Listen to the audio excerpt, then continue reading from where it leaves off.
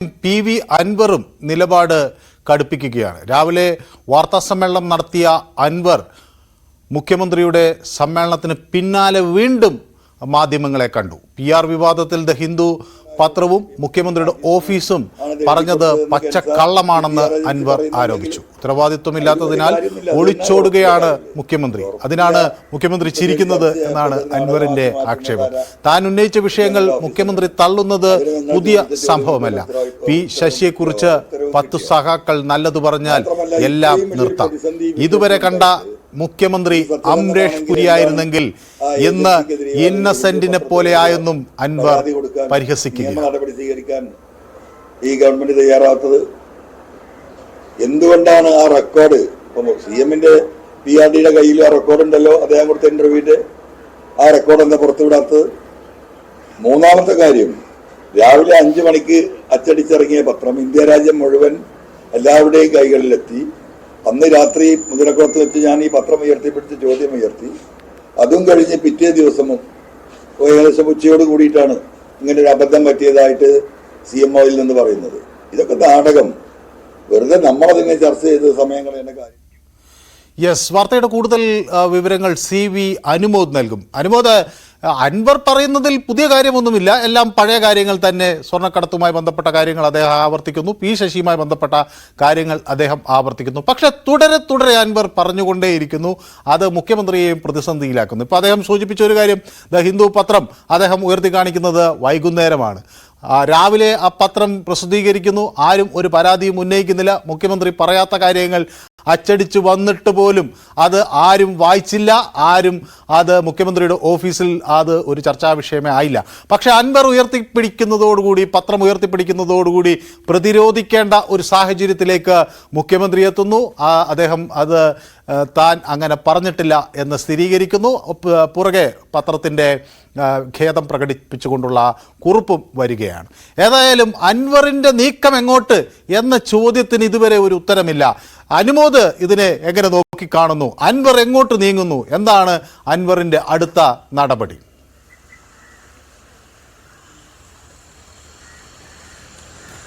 മനു, കഴിഞ്ഞ ഒരാഴ്ചയിലേറെയായി ദിവസവും എന്ന വണ്ണം അൻവർ മാധ്യമങ്ങളെ കാണുന്നുണ്ട്. നേരത്തെ മനു പറഞ്ഞതുപോലെ പറഞ്ഞ കാര്യങ്ങൾ തന്നെ ആയിരിക്കാം വീണ്ടും പറയുന്നതെങ്കിലും രാഷ്ട്രീയമായിട്ട് അതിനേറെ പ്രസക്തിയുള്ള സമയമാണിത്. കാരണം മറ്റാരും മുഖ്യമന്ത്രിക്കെതിരെ ഉന്നയിക്കാത്ത ആരോപണങ്ങൾ ഭരണപക്ഷത്തുള്ള ഒരു MLA ഉന്നയിക്കുന്നു. അതും കടുത്ത ഭാഷയിൽ. CPM-ന് പോലും പ്രതിരോധിക്കാൻ കഴിയാത്ത രീതിയിൽ സാഹചര്യങ്ങൾ മാറുന്നു. അല്ലെങ്കിൽ ചില കാര്യങ്ങൾ അൻവർ പറയുന്നത് കൊണ്ട് മാത്രം CPM-ന് വിശദീകരണം ഇറക്കേണ്ടി വരുന്നു. അത്തരത്തിൽ CPM-നെ അടിമുടി പ്രതിരോധത്തിലാക്കുകയാണ് PV അൻവർ ഇപ്പോൾ ചെയ്യുന്നത്. ഇന്നിപ്പോൾ അദ്ദേഹം രാവിലെ മാധ്യമങ്ങളെ കണ്ടപ്പോഴും തന്റെ നിലപാടുമായി മുന്നോട്ട് പോകുന്ന കാര്യങ്ങൾ പറയുമ്പോഴും ഇനി എന്ത് എന്ന ചോദ്യമാണ് ആദ്യം ഉയർത്തിയത്. അപ്പോൾ ഞായറാഴ്ച പാർട്ടിയുടെ പ്രഖ്യാപനം ഉണ്ടാകും എന്ന ഒരു വിവരം അദ്ദേഹം പറയുന്നു.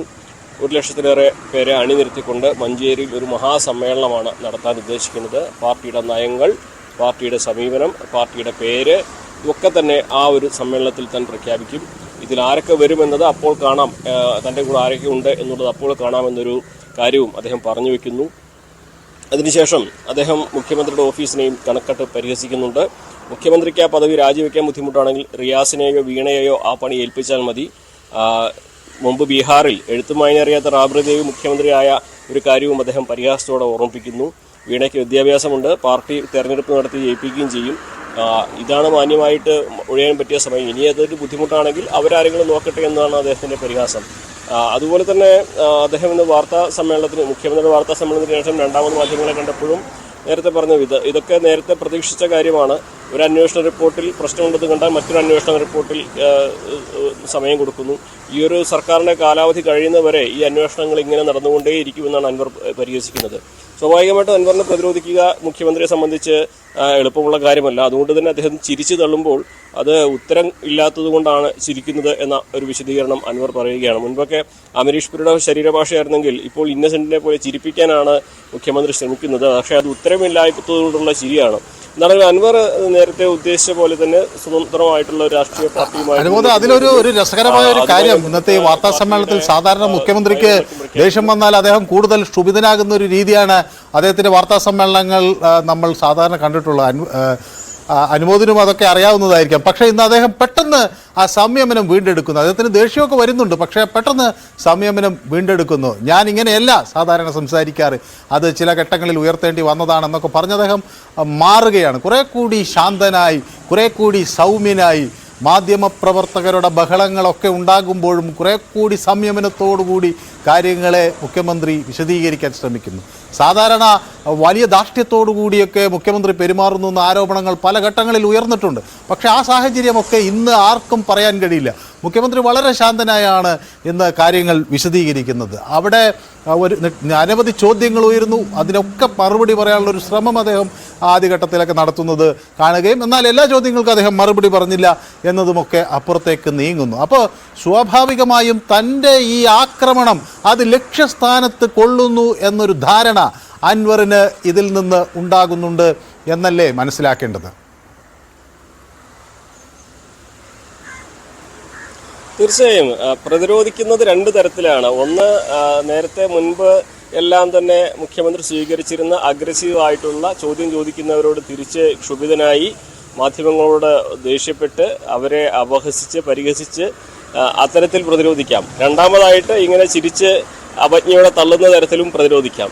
രണ്ടാമത്തെ ശൈലി പിൻപറ്റുമ്പോൾ അത് ഈ ഒരു ഘട്ടത്തിൽ നമ്മൾ പ്രതിസന്ധിയിലാകുമ്പോൾ നമുക്ക് നേരെ ഉണ്ടാകുന്ന ആക്രമണങ്ങളുടെ രൂക്ഷത അല്പം കുറയ്ക്കാൻ ഈ രണ്ടാമത്തെ ശൈലി ഉപകരിക്കുമെന്നൊരു കണക്കൂട്ടലായിരിക്കാം CM അത്തരത്തിൽ ഒരു ശൈലി സ്വീകരിച്ചത് എന്ന് വേണം കരുതാൻ. കാരണം ഇന്നത്തെ വാർത്താ സമ്മേളനത്തിൽ അദ്ദേഹം മുഴുവൻ പ്രതിരോധത്തിലായിരുന്നു നമുക്കറിയാം. CPI പോലും നിശിതമായി വിമർശിച്ചുകൊണ്ട് ഉന്നയിക്കുന്ന ആവശ്യങ്ങൾക്ക് പോലും കൃത്യമായ ഒരു നടപടി സർക്കാരിൻ്റെ ഭാഗത്ത് ഉണ്ടാകുന്നില്ല. അനന്തമായിട്ട് ഈ നടപടികൾ നീട്ടിക്കൊണ്ടുപോകുന്നു. സഭ ചേരാൻ പോകുന്നു. UDF ഈ വിഷയം ഉന്നയിച്ച് പ്രതിഷേധവും പ്രക്ഷോഭവും തുടങ്ങാൻ പോകുന്നു. PV അൻവർ രാവിലെയും വൈകുന്നേരവും മുഖ്യമന്ത്രിയെ ചീത്ത വിളിച്ചതുകൊണ്ടും ഈ കാര്യങ്ങൾ ഉയർത്തിക്കൊണ്ട് വാർത്താ സമ്മേളനം നടത്തുന്നു. അടിമുടി പ്രതിരോധത്തിലാണ്. അപ്പോൾ ഇനി വാർത്താ സമ്മേളനം നടത്തി മാധ്യമങ്ങളെ ചീത്ത വിളിച്ച് വീണ്ടും ആ ഒരു സാഹചര്യം മോശമാക്കണ്ട എന്നൊരു കണക്കൂട്ടലായിരിക്കും അദ്ദേഹം ഈ ചിരി പുറത്തെടുക്കാനുള്ളൊരു കാരണം എന്ന് വേണം കരുതാൻ. കാരണം ഈ ആദ്യമേ ഈ ഒരു സാഹചര്യം മോശമാണ്, അത് ഇതിലും കൂടുതൽ വഷളാക്കി സാഹചര്യങ്ങൾ കൈവിട്ടു പോകുന്ന ഒരവസ്ഥ ഉണ്ടാകരുത് എന്നതുകൊണ്ടായിരിക്കും. എന്തായാലും അൻവർ ഉദ്ദേശിച്ച കാര്യങ്ങളൊക്കെ അതേപോലെ തന്നെ നടക്കുന്നുണ്ട്. അൻവർ പറഞ്ഞൊരു കാര്യം, ഞാനിതൊക്കെ ആദ്യം പറഞ്ഞിരുന്നതാണല്ലോ, ഇങ്ങനെയൊക്കെ റിപ്പോർട്ട് വരുമെന്ന് എനിക്ക് ആദ്യം അറിയാമായിരുന്നു. ജലീലിനെ പോലെയുള്ള നന്മ നിറഞ്ഞ മനുഷ്യർ, പാവങ്ങളൊക്കെ വിചാരിക്കും ഇത് വരും, ഇത് ഇന്ന് വരും, നാളെ വരുമെന്ന്. പക്ഷേ എനിക്കറിയാം ഈ റിപ്പോർട്ട് ഇങ്ങനെ വരുമെന്നാണ് അൻവർ ആദ്യം പറഞ്ഞിരുന്നത്. അതായത് അൻവർ ഉദ്ദേശിച്ച രീതിയിൽ തന്നെയാണ് കാര്യങ്ങൾ മുന്നോട്ട് പോകുന്നത്. അതിൽ മറ്റൊരു രസകരമായ ഒരു കാര്യം കൂടിയുണ്ട്. നമ്മളിവിടെ പരിശോധിക്കുകയാണെങ്കിൽ ഒരുപക്ഷെ ഈ പ്രതിപക്ഷത്തിൻ്റെ റോൾ ഒരു കാലഘട്ടം വരെ ഗവർണറായിരുന്നു നടത്തിയിരുന്നത് എന്നെല്ലാവരും പറയാറുണ്ട്. കാരണം പ്രതിപക്ഷ നേതാക്കൾ വിമർശനം ഉന്നയിക്കുന്നതിനേക്കാൾ ഗവർണർ അവിടെ നിന്ന് ആഞ്ഞടിക്കുമ്പോൾ അത് മുഖ്യമന്ത്രിക്ക് തലവേദന സൃഷ്ടിക്കുന്ന ഒരു സാഹചര്യം ഉണ്ടായിരുന്നു. അപ്പോൾ ഗവർണർ ഏറെക്കുറെ ശാന്തനായപ്പോൾ പ്രതിപക്ഷത്തിൻ്റെ ദൗത്യം മുഴുവൻ അൻവർ ഏറ്റെടുക്കുന്ന ഒരു സാഹചര്യം വന്നിരിക്കുകയാണ്. ഇപ്പോൾ എല്ലാ ദിവസവും അൻവറിന് മറുപടി പറയണം. സ്വന്തം ഭരണകക്ഷിയിൽ ഒരു MLA ആയിരുന്ന PV അൻവറിനെതിരെ മറുപടി പറയേണ്ട സാഹചര്യത്തിലേക്ക് മുഖ്യമന്ത്രി വരികയാണ്. അപ്പോൾ പ്രതിപക്ഷത്തിൻ്റെ ദൗത്യം കുറച്ചുകൂടി കുറഞ്ഞു, അവർക്ക് മെനക്കേട് കുറഞ്ഞു. പക്ഷേ അവർ പലതും അൻവർ പറയുന്ന കാര്യങ്ങൾ ഏറ്റുപിടിക്കുന്നുമുണ്ട്. ഇപ്പോൾ ഹിന്ദു ദിനപത്രം അൻവർ എടുത്ത് ഉയർത്തുന്നു, ഉടനെ അതിന് പുറകിൽ പ്രതിപക്ഷ നേതാവ് വരുന്നു, ഇതിന് പൈസ എത്ര കൊടുത്തു എന്ന് അദ്ദേഹം ചോദിക്കുന്നു, പൈസ കൊടുത്തില്ലെന്ന് മുഖ്യമന്ത്രി പറയുന്നു. പക്ഷേ അങ്ങനെയൊക്കെ പറയുമ്പോൾ പോലും ചില അവ്യക്തമായ കാര്യങ്ങൾ അവിടെ നിൽക്കുന്നു. ദേവകുമാറിൻ്റെ മകൻ വന്നു, അതുകൊണ്ട് ഒരു ഇൻ്റർവ്യൂ കൊടുത്തു. അങ്ങനെ ആ ഒരു ഇൻ്റർവ്യൂ കൊടുത്തതിൻ്റെ അടിസ്ഥാനത്തിൽ അവിടെ ആ ഏജൻസിയിലെ ആളുകൾ വന്നു. അത് ആരാണെന്നും താൻ അന്വേഷിച്ചില്ല, ഹിന്ദു പത്രത്തിൽ നിന്ന് വന്നവരായിരിക്കാമെന്ന് വിചാരിച്ചു. പിന്നെ പത്രത്തിൽ തെറ്റായി വാർത്ത വന്നു. ഇങ്ങനെയൊക്കെ പറഞ്ഞു നിൽക്കേണ്ട ഒരു സാഹചര്യം മുഖ്യമന്ത്രിക്ക് വരുന്നു. അൻവറാണ് പത്രമുയർത്തിയത്.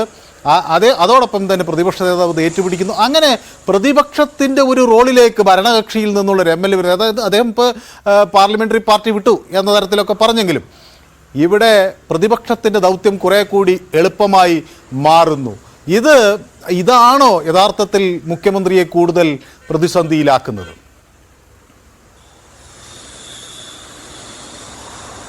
മനൊരു കാര്യം നമ്മൾ ഓർക്കണം, കഴിഞ്ഞ 8 വർഷമായിട്ട്, പ്രത്യേകിച്ച് 6-7 വർഷമായിട്ട് ഇടതുപക്ഷത്തിൻ്റെ നാവായിരുന്ന വ്യക്തിയാണ് PV അൻവർ. മറ്റാറ് പ്രതിരോധിക്കുന്നതിനേക്കാൾ കൂടുതൽ ഇടതുപക്ഷത്തെയും മുഖ്യമന്ത്രിയെയും പ്രതിസന്ധി ഘട്ടങ്ങളിൽ സാമൂഹ്യ മാധ്യമങ്ങളിലൂടെയും നേരിട്ടും ഒക്കെ പ്രതിരോധിച്ച വ്യക്തി. അൻവറിന്റെ നാവിന്റെ മൂർച്ച അറിയാത്തവരാരും തന്നെ പ്രതിപക്ഷത്തായിട്ടുണ്ടായിരിക്കില്ല. അത്രമാത്രം കടുത്ത രീതിയിൽ അൻവറിന്റെ പ്രതിരോധങ്ങളൊക്കെ, അതുകൊണ്ടാണ് കടുത്തൽ രാജ എന്ന പേരിൽ അൻവർ സൈബർ അണികളിലൊക്കെ വലിയ സ്വീകാര്യനായതും. അപ്പോൾ അൻവറിന് അറിയാം എങ്ങനെ പ്രവർത്തിക്കണമെന്നുള്ളത്. പക്ഷെ ഇപ്പോ CPM-കാരെ തന്നെ ഒരിക്കൽ പറഞ്ഞ ഒരു ഭാഷ കടമെടുത്ത് പറയുകയാണെങ്കിൽ ഭസ്മാസുരന് വരം കൊടുത്ത അവസ്ഥയിലാണ് ഇടതുപക്ഷം ഉള്ളത്. കാരണം അൻവറിനെ എങ്ങനെ നിയന്ത്രിക്കണമെന്ന് അവർക്ക് അറിയുന്നില്ല. കാരണം അൻവറിനെതിരെ ഇതൊക്കെ ദൂരവ്യാപകമായിട്ട് നിലനിൽക്കുമോ ഇല്ലയോ എന്നുള്ളതല്ല, നിലവിലെ സാഹചര്യത്തിൽ അൻവർ പറയുന്ന കാര്യങ്ങൾക്ക് കൃത്യമായ മറുപടി നൽകാൻ കഴിയുന്നില്ല സർക്കാരിന് എന്നൊരു പൊതുധാരണ സമൂഹത്തിൽ ഉണ്ടായിട്ടുണ്ട്. CPM-ന് ഇതിനെ പ്രതിരോധിക്കുവാൻ ഒരുപാട് ബുദ്ധിമുട്ടേണ്ടി വരുന്നുണ്ട്. രണ്ടാമതായിട്ട് പ്രതിപക്ഷം ഇപ്പോൾ പറയുന്നത് ഞങ്ങൾ പറഞ്ഞ കാര്യങ്ങളൊക്കെ അൻവർ ഏറ്റെടുക്കുന്നു എന്ന് പറഞ്ഞാൽ പോലും അൻവർ പറയുന്നു എന്നും രാവിലെയും വൈകുന്നേരവും സർക്കാരിനെതിരെ അൻവർ വളരെ വിശദമായിട്ട് പറയുന്നത് പ്രതിപക്ഷത്തിന് ഏറ്റെടുക്കേണ്ട സാഹചര്യം. അൻവറിനെ സ്വീകരിക്കണോ വേണ്ടയോ എന്ന ചർച്ചയൊക്കെ നടക്കുമ്പോഴും അൻവർ ഉന്നയിച്ച കാര്യങ്ങൾ ഞങ്ങൾ ഏറ്റെടുക്കുന്നു എന്ന് പ്രതിപക്ഷ നേതാവിനും PK കുഞ്ഞാലിക്കുട്ടിക്ക് സമ്മതിക്കേണ്ട സാഹചര്യം വന്നിട്ടുണ്ട്. അപ്പോൾ സ്വാഭാവികമായിട്ടും പ്രതിപക്ഷത്തെ സംബന്ധിച്ച് അൻവർ ഉന്നയിച്ച വിഷയങ്ങൾ അവർക്ക് വീണ് കിട്ടിയ ഒരു ആയുധമാണ്. ഈ സഭാ സമ്മേളന സമയത്ത് പ്രക്ഷുബ്ധമാക്കാനും സഭയ്ക്കകത്തും പുറത്തും പ്രക്ഷോഭം സംഘടിപ്പിക്കാനും സർക്കാരിനെതിരെ ആഞ്ഞടിക്കാനും ഇതുപോലെ മൂർച്ചയേറിയ ഒരു ആയുധം പ്രതിപക്ഷത്തെ സംബന്ധിച്ച് കിട്ടാനില്ല. അപ്പോൾ ഈ